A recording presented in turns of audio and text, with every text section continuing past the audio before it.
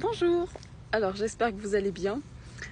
Dans cette vidéo, je vais vous témoigner donc un apprentissage que j'ai vécu dernièrement. Donc je vais vous parler de comment j'ai vécu ma fausse couche silencieuse de manière naturelle.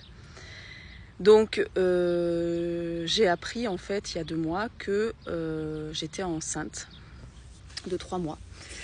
Et je m'y attendais pas parce que bon, j'avais des symptômes, j'avais ma poitrine qui avait triplé, j'avais des nausées tout le temps, j'avais l'impression que, en plus ça faisait 3 mois que une impression vraiment comme si je vivais des attaques subtiles, qu'il y avait quelque chose qui voulait rentrer à l'intérieur de moi et moi je voulais pas du tout en fait. C'était donc je faisais beaucoup de nettoyage et tout ça au niveau subtil parce que du coup j'avais l'impression d'être vampirisée. Donc j'étais très très fatiguée. Et donc voilà, donc en fait j'avais aussi mes règles tous les 15 jours, donc pendant nouvelle lune et pleine lune, alors qu'en temps normal mon cycle était assez bien régulé, quoi, il était même vraiment régulé correctement. Et moi je me suis dit que j'étais plutôt en ménopause, parce que quand j'arrivais vers la ménopause, parce qu'en fait il y a 10 ans de ça, je me suis retrouvée en ménopause précoce, à la suite d'un traitement hormonal. En fait je me suis retrouvée pendant 5 ans sans règles. Donc c'était un stérilet hormonal qu'on m'avait mis après ma grossesse, la deuxième grossesse, et j'en voulais pas. Et en fait j'ai laissé voilà, j'ai donné mon consentement en fait au médecin. J'ai laissé le côté médical reprendre mon pouvoir personnel, et je me suis retrouvée à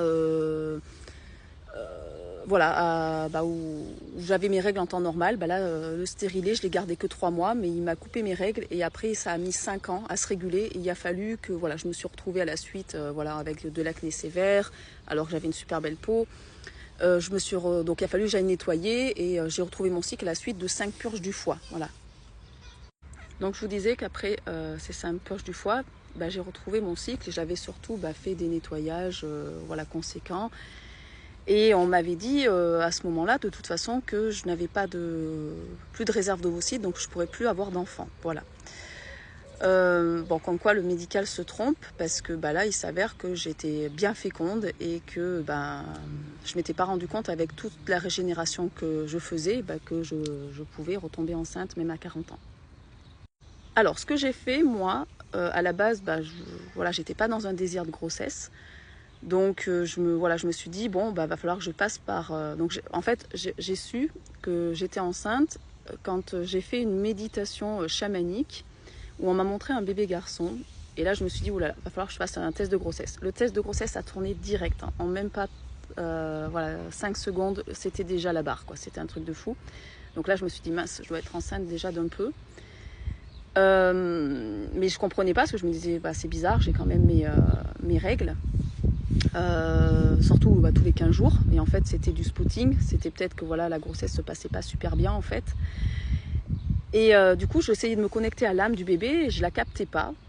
Donc je lui ai écrit une lettre en lui disant voilà, que c'était pas mon souhait d'être enceinte. Donc bon, je vais aller, j'ai pris rendez-vous pour une IVG, mais que voilà, si l'âme pouvait partir d'elle-même, ça m'arrangerait. Je préférerais faire une fausse couche que d'aller faire une IVG, en sachant que voilà, ça passe par tout un côté médicamenteux qui, je sais, a de l'impact après, plus tard, sur nous.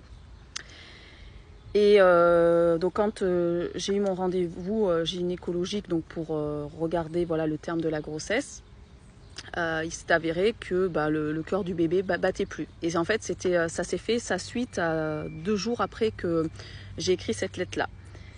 Et je sentais d'ailleurs qu'il y avait une chute hormonale en moi, parce que ma poitrine à ce moment-là commençait à chuter. Mes seins étaient beaucoup moins durs. Et aussi, je sentais que j'avais presque plus de nausées. Donc je me suis dit, qu'est-ce qui se passe? Et donc le médecin m'a dit, vous avez un bon ressenti, parce que en fait, là vous n'êtes pas en IVG, vous êtes en fausse couche, quoi.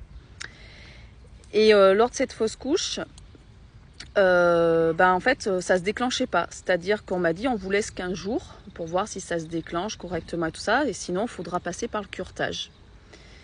Et c'est avéré qu'au bout de 15 jours, j'avais rien. j'avais pas de sang, donc j'avais un fœtus mort dans le ventre, mais que la fausse couche ne se déclenchait pas. J'avais toujours encore des hormones. Je le sentais parce que voilà, j'avais des envies encore de femme enceinte, des choses comme ça, et je me disais c'est bizarre. Donc j'ai redemandé, voilà, pour bien vérifier que je me suis dit j'espère qu'il n'y a pas un deuxième embryon qu'ils n'ont pas vu, ou que le bébé m'ont dit qu'il est mort et puis qu'en fait il n'est pas mort. Et en fait non, on m'a bien dit non, la grossesse est arrêtée. Et là on m'a dit bah voilà, faut aller prendre rendez-vous sur un curetage. Je leur explique que voilà, que je ne veux pas des médicaments, parce que avec mon parcours, j'ai pas envie de me retrouver à refaire des nettoyages sur plusieurs années et tout ça. Et ils me disent non, mais avec le curetage, ça sera juste un cachet qui va vous dilater le col. Et en fait, je me renseigne, et en fait, le cachet, il arrêtait la progestérone.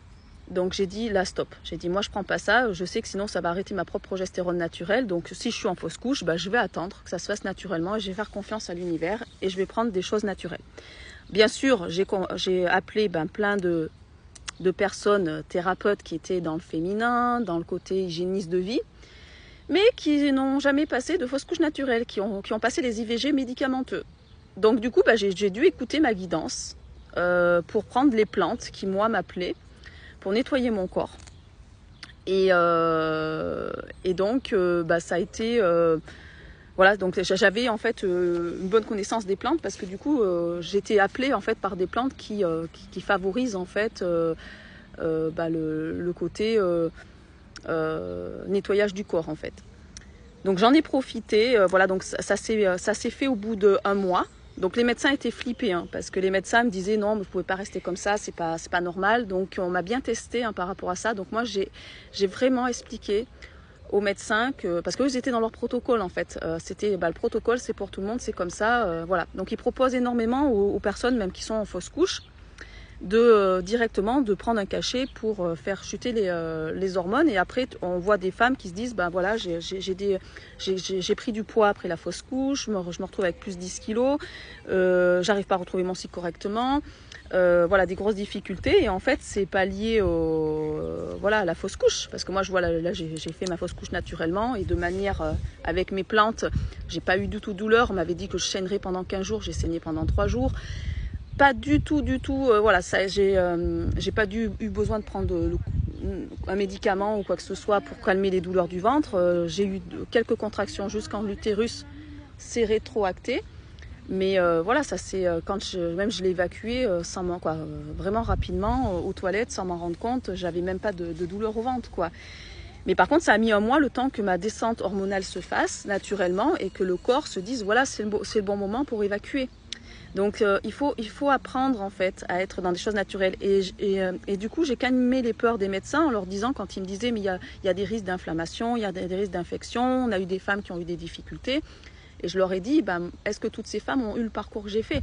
Est-ce que toutes ces femmes sont en alimentation vivante? Est-ce qu'elles sont passées par les purges? Est-ce qu'elles ont guéri des maladies? Parce que moi, j'ai guéri déjà des maladies dans l'utérus. Donc là, c'était encore une autre épreuve pour comprendre des choses. Et puis à ce moment-là que je faisais ma fausse couche, ma fille en fait a eu ses premières lunes. Donc on en a profité pour faire une bénédiction de l'utérus, pour que je l'accueille aussi avec autre chose. Et qu'aussi qu'elle puisse vivre voilà, l'événement avec un côté sacré. Et donc c'était excellent, voilà. Donc moi j'ai su dire non à cette fausse couche et de le vivre naturellement, et ça s'est très très bien passé.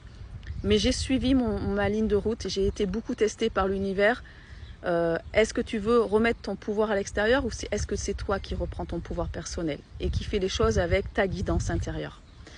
Et le fait d'avoir fait ça, voilà, ça prouve qu'à un moment donné, on peut être accompagné aussi avec des choses naturelles, et que des fois on vit beaucoup de dérèglements parce que la médecine passe énormément par ce côté médicamenteux. Même quand on est en train de faire une fausse couche, de manière naturelle, on nous propose directement le médicament en fait. Voilà.